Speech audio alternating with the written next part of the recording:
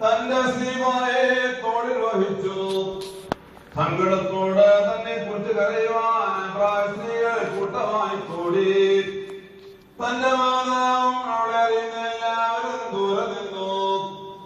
മാതാവ് വലിയ സങ്കടത്തോടും ദുഃഖത്തോടും കൂടെ, എന്റെ പുത്ര, നീ എവിടേക്ക് പോകുന്നു?